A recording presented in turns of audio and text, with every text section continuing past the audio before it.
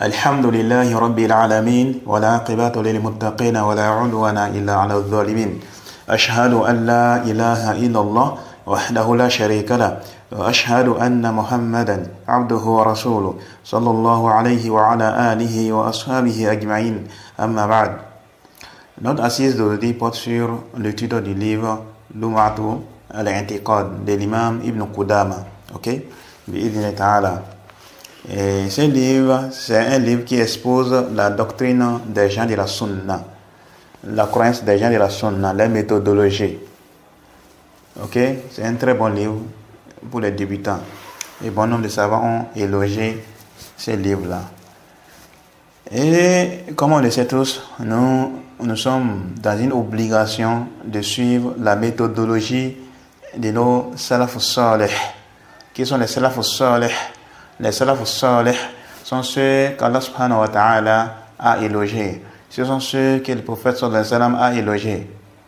Il s'agit des compagnons du prophète sallallahu alayhi wa sallam, les élèves qu'on appelle quoi? Les tabi'in ou les tabi'un. Ensuite, maintenant, les élèves de les élèves. Et les élèves des élèves des compagnons. Ils ont quoi? Les atba'u at-tabi'in. Ok? Et donc, on parle des plus prédécesseurs, on vise les trois premières générations là. Les compagnons du prophète, les tabi'in et les atba'u at-tabi'in. Ce sont les plus prédécesseurs. Et parmi eux, il y a qui? Il y a les quatre califes, ainsi que les quatre califes qui sont-ils? Abu Bakr, Othman, Omar et Ali, ainsi que les restes des compagnons.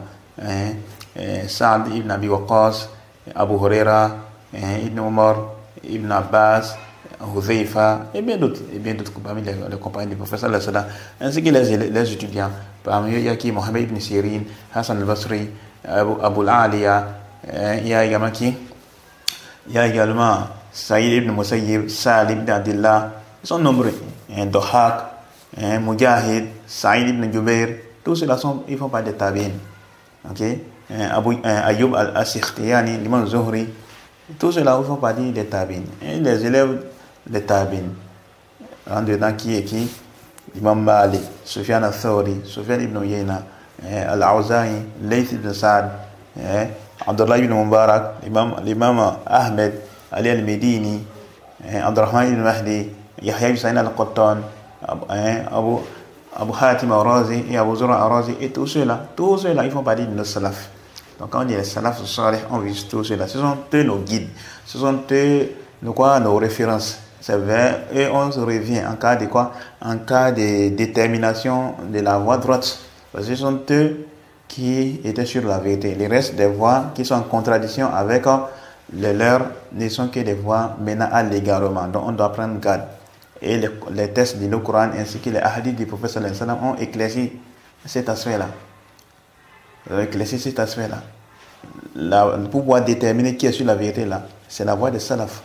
Celui qui contredit les voies, celui qui contredit les cheminements, alors la personne est un égaré, qu'il le veuille ou pas. Que cette personne le veuille ou non là, elle est quoi? Elle est un égaré. Pourquoi?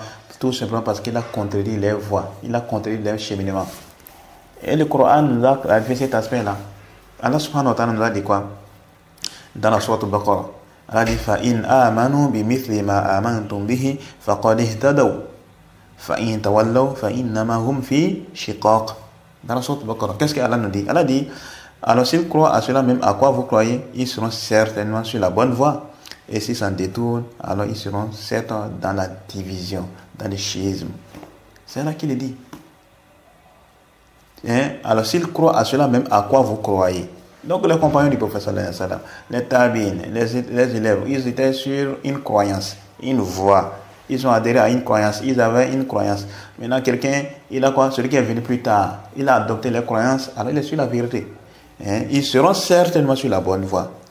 Maintenant si on s'écarte de leur voie, de leur compréhension, de leur croyance, ils ont adhéré à une croyance, ils ont une croyance. La personne, il s'est écarté de cette croyance-là. La personne, qu'est-ce qu'elle a dit? Il dit quoi? فَإِنْ تَوَلَّوْا فَإِنَّمَا هُمْ فِي شِقَاقٍ. Et s'ils s'en détournent, alors ils seront certes dans la division. Et c'est ça qu'on voit aujourd'hui. Tous ceux qui tous ceux ils se sont écartés de la voie des compagnons là, des croyances et des méthodologies, ils se sont quoi? Ils sont dans la division. Il faut regarder le chiisme. Il y a combien de personnes, il y a combien de sectes dans le chiisme? Ils sont nombreux. Les soufis, il y en a plein. Ils sont divisés entre eux. Hein? C'est pourquoi c'est pas ceux qui appellent au cramponnement, à ceux sur quoi étaient les salafs qui divisent la communauté. C'est plutôt ceux qui s'écartent de leur voie là. Ce sont eux qui apportent la division dans la religion. On doit faire attention par rapport à ça. On doit faire attention par rapport à ça. Donc, les critères pour pouvoir déterminer quelqu'un est sur la vidéo ou bien sur le faux, c'est quoi? C'est la voie là, les méthodologies là, la méthodologie de nos salafs, la méthodologie des compagnons, la méthodologie des tabi'in. La méthode des compagnons, la méthode des tabi'in, c'est la même, c'est unique. C'est unique. Bien évidemment, malgré qu'ils avaient la même croyance, la même méthodologie, mais quand même, ça n'empêchait pas qu'il y ait un point de divergence sur certains points, sur certains sujets. Notamment dans la jurisprudence, on voit qu'il y a divergence entre eux sur certains points et autres là. Mais en ce qui concerne les croyances, est-ce qu'il y avait des divisions? Il y avait des divergences? Non. Il s'était une année que Allah subhanahu wa ta'ala est élevé au-dessus de la création. Il n'y a pas de divergence sur ça. Mais ceux qui sont venus après, ils ont essayé de partager, de gauche à droite pour égaler la communauté musulmane. Les gens qui vont expliquer les versets comme ils veulent, comme Jamaat Tabligh, ils vont expliquer les versets de nos Coran qui parlent de djihad là, ils vont ramener ça avec les sorties. Les Ikhwan qui vont interpréter certains versets là à la guise, les Asha'ira, n'en parlons même pas, les Soufis, et qui vont expliquer par Al-Yaqin qui est venu à d'autres sens, c'est que devient la certitude. Ils vont te dire quoi? Dans les tafsirs, on te dit qu'il s'agit de quoi? De la mort. Maintenant, eux, ils vont expliquer d'une autre manière que ce qui est connu des sons du tafsir. Et les gens sont pleins. Ils sont pleins. Donc, on doit faire attention à cet aspect-là.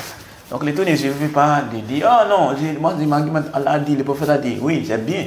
Quand tu t'argumentes comme ça, que Allah a dit, le prophète a dit. Mais ça ne suffit pas. Avec quelle compréhension? Tu as suivi quelle compréhension? C'est très important. Vous allez voir Jamaat Tabligh, ils vont s'argumenter avec les versets pour justifier les innovations. Les Ikhwan, les Asha'ira, les Maturidiyya, les Soufis, les Chiites aussi. Ils s'argumentent des problèmes du Coran ainsi que des hadiths du prophète sallallahu alayhi wa sallam. Mais le problème, c'est où l'aspect argumentatif, la compréhension du texte. C'est ça, c'est très important. Hein. La compréhension des textes du Coran ainsi que des hadiths du prophète sallallahu alayhi wa sallam. On voit certains qui vont expliquer, ils vont faire des tafsirs du Coran, ils vont expliquer les paroles d'Allah, les paroles du prophète sallallahu alayhi wa sallam, pas les paroles des philosophes. Jean-Jacques Rousseau a dit, Socrate a dit, Platon a dit, c'est ça.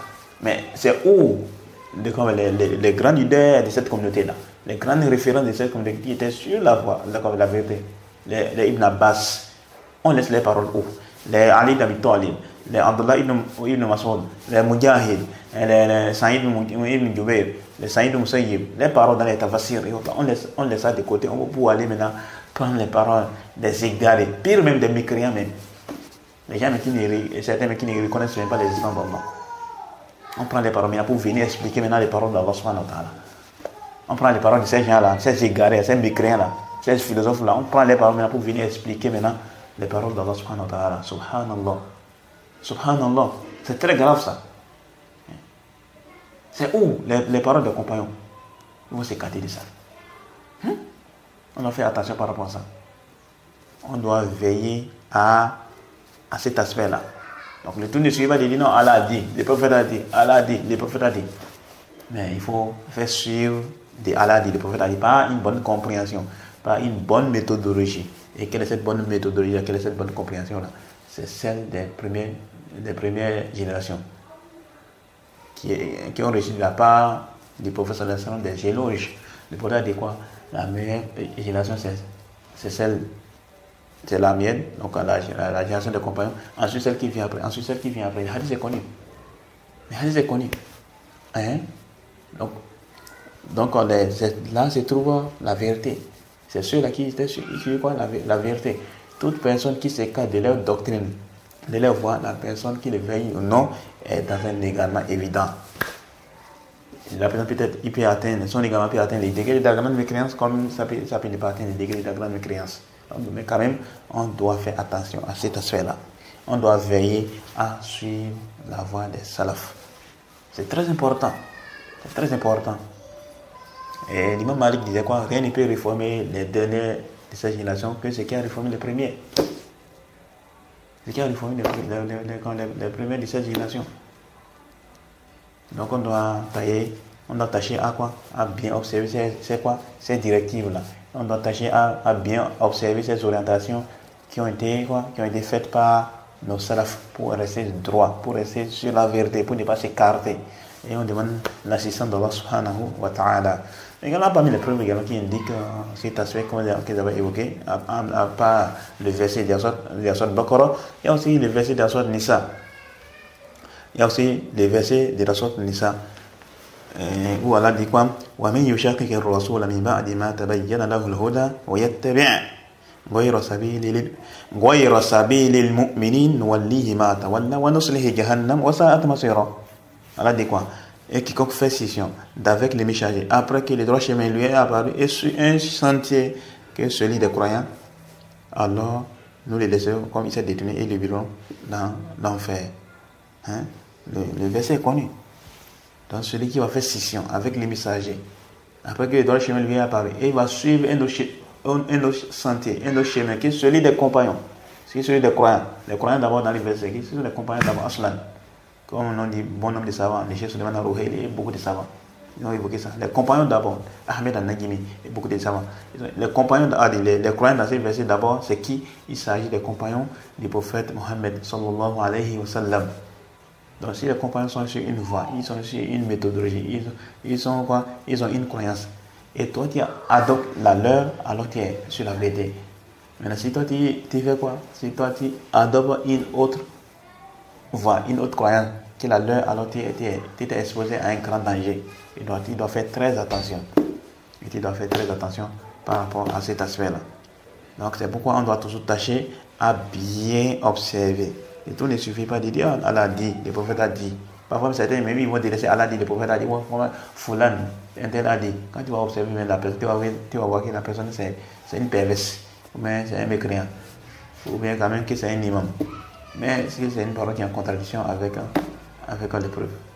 Ou bien c'est en contradiction avec le cheminement des pieux prédécesseurs. Donc on doit faire attention par rapport à ça. Et alhamdulillah, il y a des ouvrages qui ont été écrits pour nous clarifier la méthodologie de nos salafs. Beaucoup d'ouvrages, les doctrines, les méthodologies, les voies, les croyances. Bon nombre d'écrits ont été faits sur ce sujet-là. Bon nombre d'écrits ont été faits sur ce sujet-là. À nous maintenant de quoi d'adhérer, à nous maintenant d'étudier ces livres, ces ouvrages qui ont été écrits. Il y a plein de preuves qui nous indiquent, qui nous montrent l'obligation d'adhérer à la compréhension, à la méthodologie, à la croyance, à la doctrine des pieux prédécesseurs. Dans les hadiths du prophète sallallahu alayhi wa sallam, il y en a plein. Le prophète nous dit quoi? Quand on voit la sunna, il y a la sunna de Mekhalif bien guidée. Toujours, il y a cet aspect-là. Quand le prophète a parlé de la division de la communauté, il a dit quoi? Il a dit qu'il y a un seul groupe qui se remet sur la vérité. Les compagnons demandaient qui? Il a dit quoi? Il s'agit de Al-Jama'a. Et dans une autre version, il s'agit de ceux qui sont ceux sur quoi je suis aujourd'hui, mes compagnons. Donc ça veut dire quoi? La balance pour déterminer qui est sur la vérité et qui est sur le faux, c'est quoi? Ce sont les compagnons du prophète sallallahu alayhi wa sallam. Ils sont al-mizan, ils sont la balance. Donc si les compagnons du prophète sallallahu alayhi wa sallam sont sur une voie et toi tu as pris une autre voie, tu t'es égaré de chemin. Si les compagnons sont sur une voie et toi tu as pris cette voie, tu es sur la vérité. Donc les compagnons sont une balance pour déterminer qui est sur la vérité et qui est sur le faux. Donc c'est pourquoi de là on voit quoi? On voit la réponse à la réprimande ou la réfutation à certaines paroles, certains propos de certaines personnes. Ils vont dire quoi? Vous pensez que c'est vous qui êtes sur la vérité? Qu'est-ce qui prouve que vous êtes sur la vérité? Ce qui nous prouve que nous sommes sur la vérité, c'est quoi? C'est la voie des compagnons. Ce sont les compagnons. Pour en dire quoi? C'est pour en dire quoi? Baynana wa baynakum kutub salaf. Entre nous et vous, il y a quoi? Il y a les livres des salaf, les livres des pieux prédécesseurs. Ça vient nous déterminer, ça vient quoi? Quoi? Ça détermine qui est sur la vérité et qui n'est pas sur la vérité. Ça vient nous départager. Ça vient quoi? Ça vient nous départager en ce qui concerne nos points de divergence. Nos points de divergence. Est-ce que qui est sur la vérité, qui n'est pas sur la vérité? Les livres des salaf vont nous quoi? Vont trancher sur les sujets là. Est-ce que vous êtes sur la vérité ou pas? On revient à ces livres là. Beaucoup de livres ont été écrits pour nous clarifier la voie de nos salafus salih. Et donc, et aussi on a des cas, les hommes qui aiment prendre beaucoup pour illustrer cet aspect-là, c'est l'histoire d'Ibn Abbas avec les Khawari quand il était parti débattre avec eux. L'histoire est connue. Ibn Abbas a demandé quoi? Qu'est-ce que les Khawari il a reproché à Ali ibn Abi Talib? Ils ont évoqué les reproches. Après, Ibn Abbas les a refutés. Il les a fait quoi? Il les a clarifié la vérité. Et parmi les choses qu'il a eu à dire pour les clarifier la vérité, il a dit quoi? Il les a fait comprendre que les compagnons du prophète sallallahu alayhi wa sallam, ce sont eux qui ont assisté à la révélation. Ils ont assisté à la révélation. Le Coran est descendu alors qui accompagnent le prophète sallallahu alayhi wa sallam. Ils étaient les compagnons du prophète sallallahu alayhi wa sallam. Ils ont côtoyé le prophète sallallahu alayhi wa sallam. Donc ils sont mieux placés pour savoir ce qu'Allah a voulu dire dans tel verset. Ils sont mieux placés pour savoir ce que le prophète sallallahu alayhi wa sallam a voulu dire. Donc en cas de malcompréhension, alors on retourne vers quoi? Vers les propos. Maintenant, comment c'est fait que aucun parmi eux n'est avec vous? C'est-à-dire les Khawari ont pris quoi? Ont pris une position. Donc aucun compagnon n'a adhéré. La position qu'ils avaient prise à ce moment-là. Et ils n'ont pas critiqué Ali ibn Abi Talib. Donc on parle de quoi? Ils ont même rendu mécréants. Ibn Abbas a débattu avec eux. Il les a fait quoi? Il les a fait comprendre cet aspect-là. Qu'aucun parmi les compagnons du prophète sallallahu alayhi wa sallam n'est de votre côté. Mais avec ça, aucun des compagnons du prophète sallallahu alayhi wa sallam n'est de votre côté. Pourtant, ce sont eux qui ont assisté à la révélation. Ce sont eux qui ont côtoyé le prophète sallallahu alayhi wa sallam. Le Coran est descendu sur eux. Donc ils sont mieux placés pour savoir ce qu'Allah voulait dire. Ils sont mieux placés pour savoir ce que le prophète a voulu dire.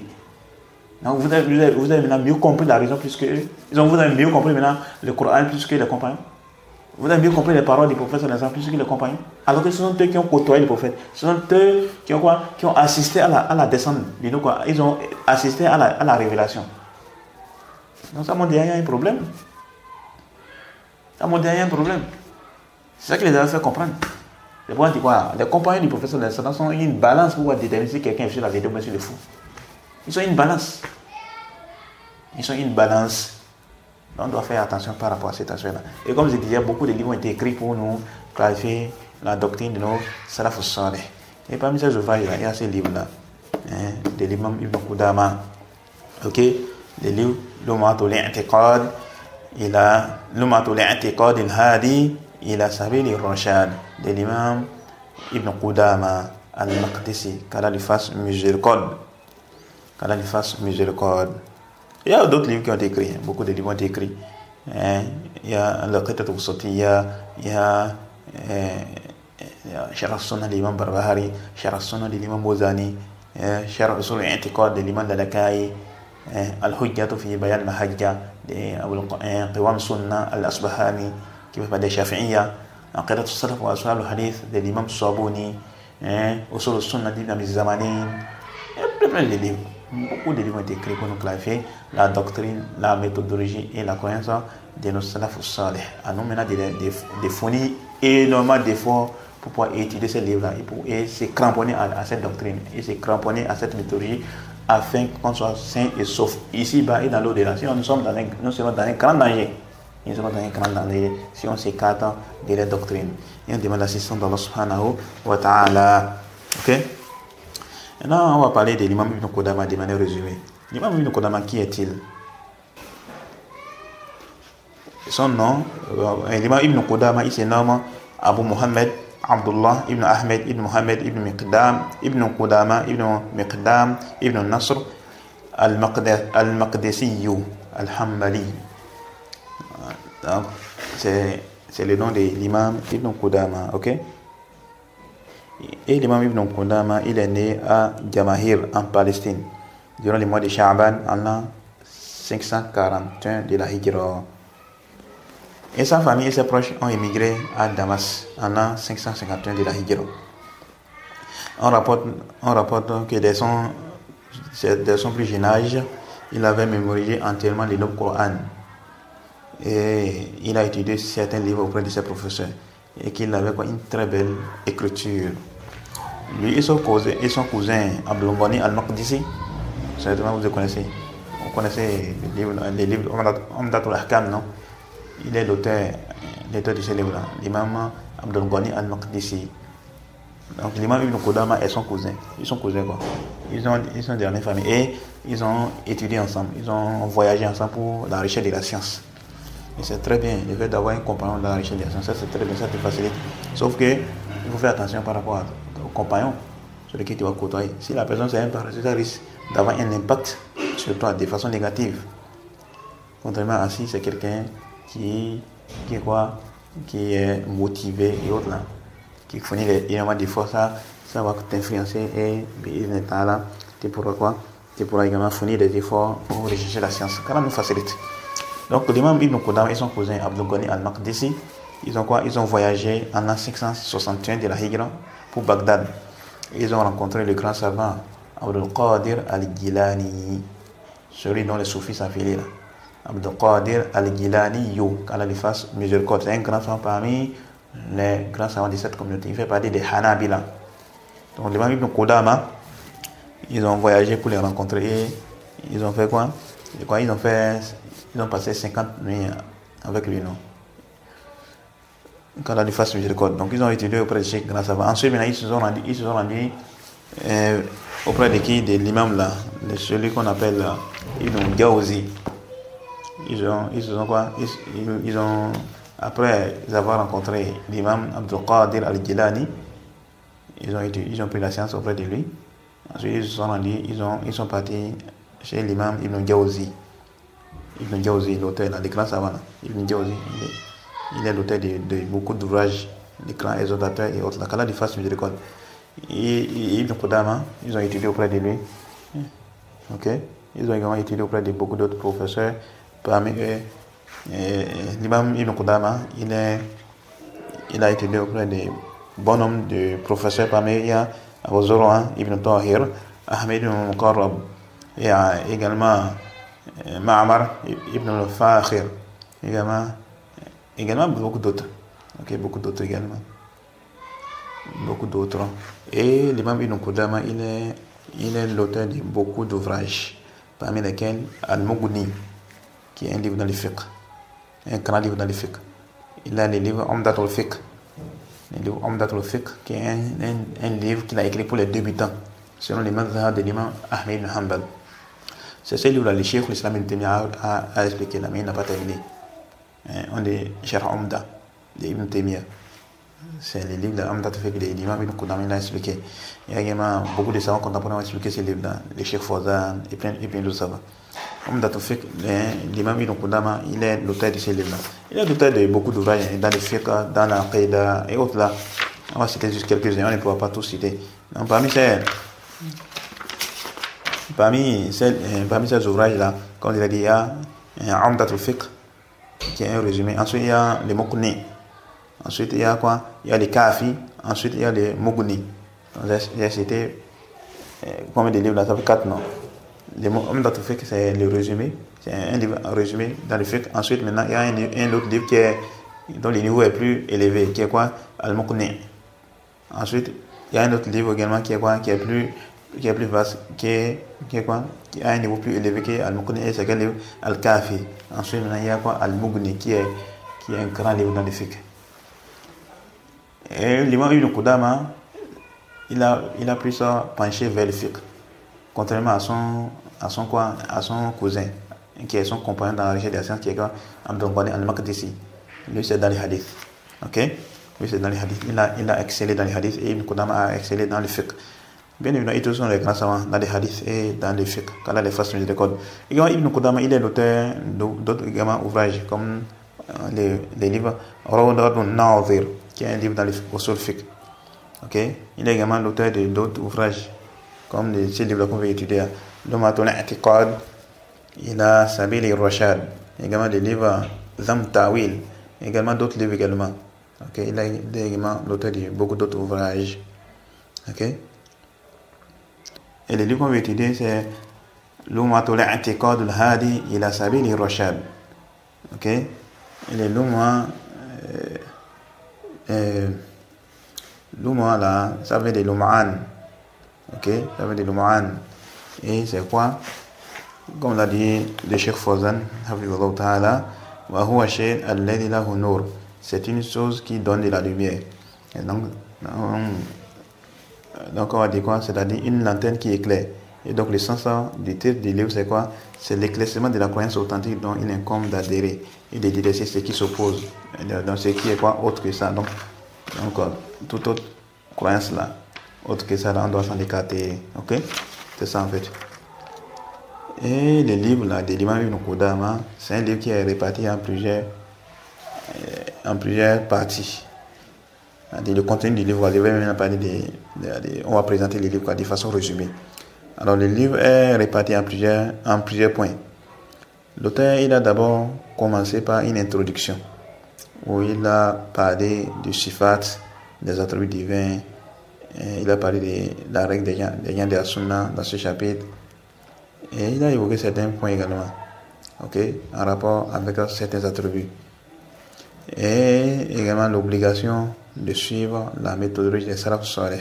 Il a cité les preuves par rapport à ça, des athar. Ensuite, il a parlé aussi de quoi? Du destin. Donc après cette introduction, il a abordé la croyance au destin. Ensuite, il a la haqiqatul iman, donc la réalité de la foi, il a parlé de ça. Ensuite, il a parlé de certains points en rapport avec le jour dernier. Ensuite, il a parlé des compagnons. Et les grandes places les places élevées. Les places qu'Allah subhanahu wa ta'ala et son messager leur ont accordées. Ensuite, il a parlé de la question de l'imam. Et puis, il a terminé le livre par la position des gens de la sunna concernant les gens de l'innovation et les gens de la passion. Voilà de manière résumée de quoi parle le livre. Et ensuite, beaucoup de savants ont expliqué ces livres. Parmi ces savants qui ont expliqué le livre, il y a le Cheikh Mohammed ibn Salih al-Uthaymin qui a expliqué le livre.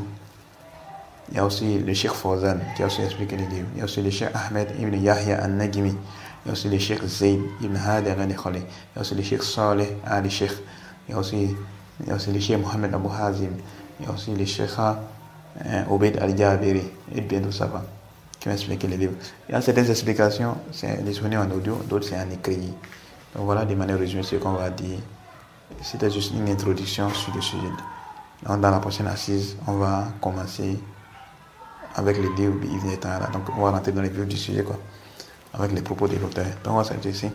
Subhanakallah wa bihamdika ashhadu an la ilaha illa anta astaghfiruka wa atubu ilaik. Assalamu alaikum wa rahmatullahi wa barakatuh.